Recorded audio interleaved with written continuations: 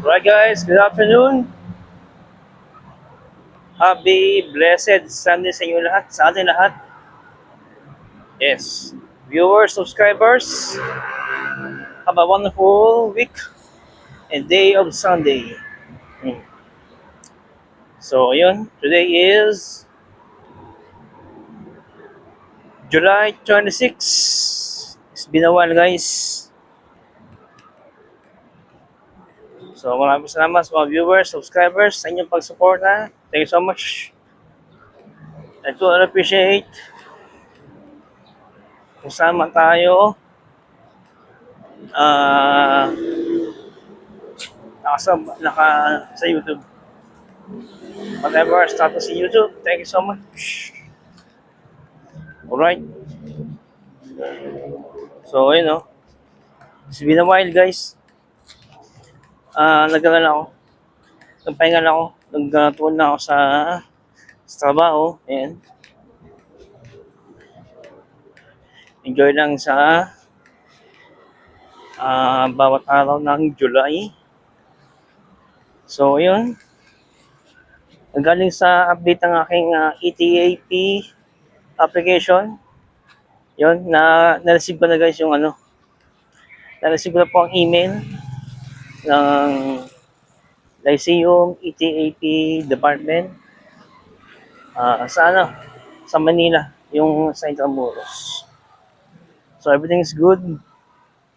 Nag-send rin ako ng aking signatory para sa kanilang hinihinging sa kung sa akin ako sa learning plan na kanilang sinabit. So yun.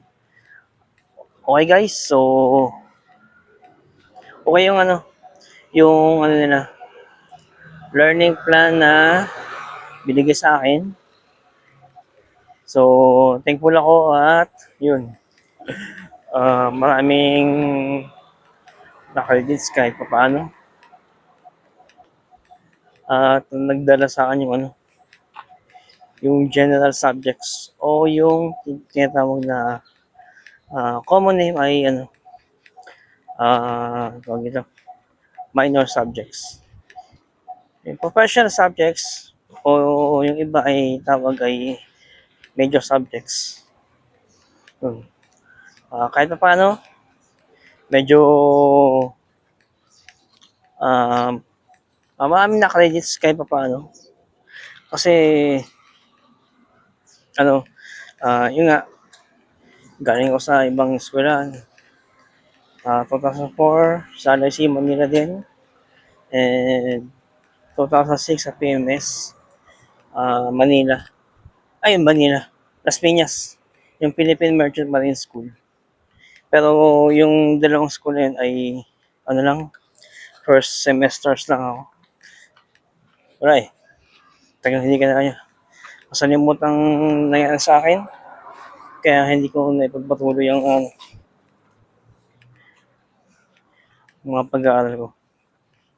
Pero yan, sa pagkakataong ito, yun, masasabi kong may pagkakataon na ako. Despite of my age, no? Kung talagang proseguido ka, makamit ng isang bagay, may magagawa talaga para. Yan. And I'm thankful. Kahit pa paano, ano yun? Lang, men. Ew. So, ayun.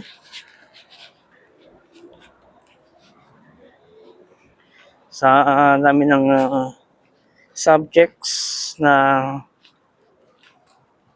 nakalaan para sa entire program, yun, thank God. At, yun, nabawasan na credit dahil sa sa mga subjects na aking na-take dati sa school. At may mga subjects na na-credit dahil sa aking working experience, training, mga training modulars. Yung mga nasa Bipo call center, ano, tawag ito, yung e-learning, yung e-learning na kinukuha nyo,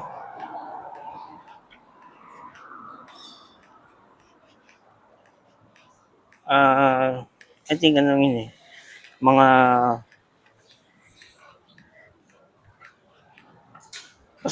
basta sinesend yun eh. Hindi ko malaman kung anong ano eh, kung exact na date.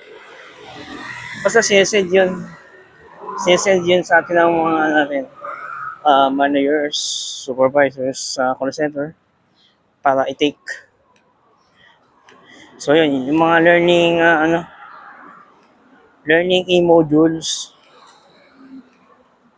pwede nyo gamitin guys. Yung mga nagtatrabaho sa call center, gusto makakuha ng bachelor's degree, at kung ang education nyo ay high school graduate, senior high school, or high school na old curriculum, tapos yung kung kayo ay naabutan ng bagong K-12 program, senior high school, yan, pwede kayo. At yung mga hindi kayo nakapag-college, pwede kayo mag-take guys. Tapos kung nasa call center kayo, magagamit nyo yung learning module na certification. Kaya pa paano, yun, nakatulong sa akin yun. May isang subject ako na na credit dahil sa work experience at sa training ng learning module. Tapos yung niya, yung working experience nyo dapat 5 years. 5 years ang working experience. Para kahit pa paano. Kasi parang yun ang i-evaluate ng ATAP coordinator. Tapos doon pagbabasihan ng mga subject na kukunin nyo na pag-aralan. So, yung enrollment guys, base sa email, siya, ang enrollment magsisimula August 8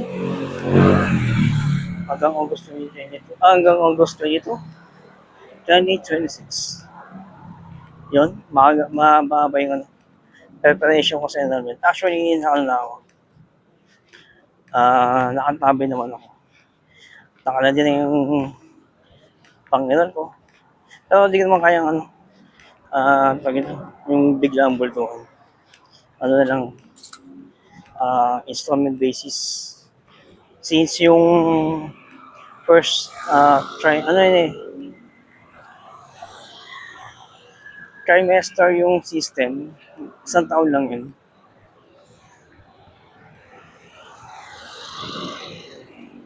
Yung first trimester ay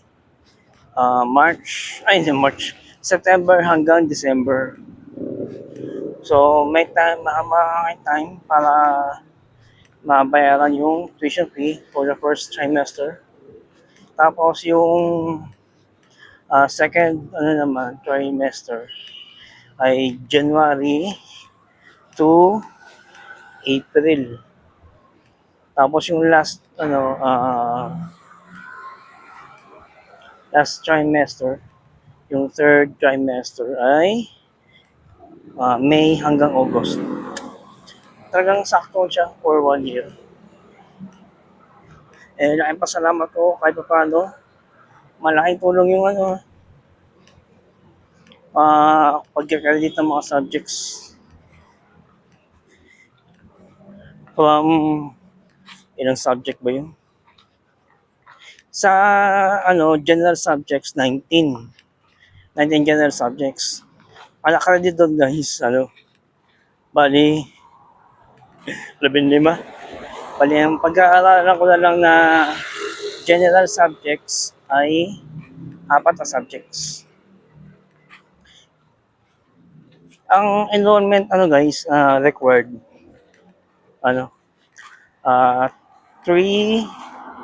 tatlong professional subjects which is yung major subject na alternative commoning. And then yung general subject ay yung minor subject sa ibang yun talagang common minor subject. So, yung minor subject guys, isa subject lang. So, sa mga PMED ay 4 subjects ang maximum load. So, di ba? Malaking advantage sa akin. Kahit pa paano,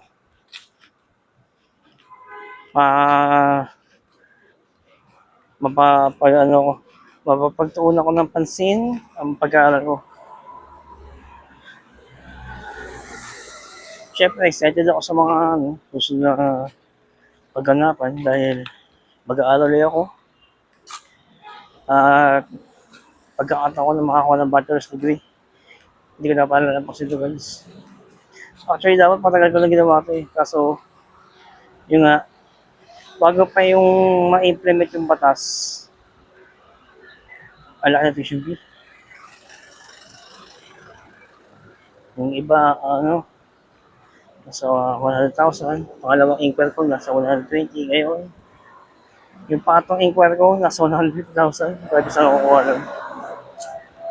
Kahit yung 1A po, nag-gastos ko din dahil sa mga hindi inasa pangyayari. So, yun. Awalan Diyos sa atin yun. Naipasa din ng ATA-AP. At kahit paano, bumaba ng bagay tuition fee. So, ayun.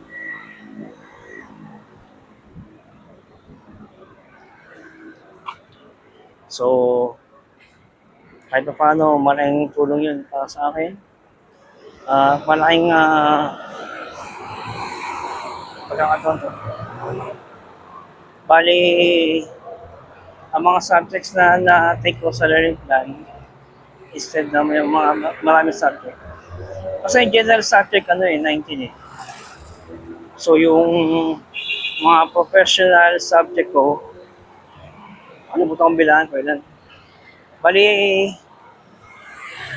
ang total na subjects na kailangan kong pag-aralan ay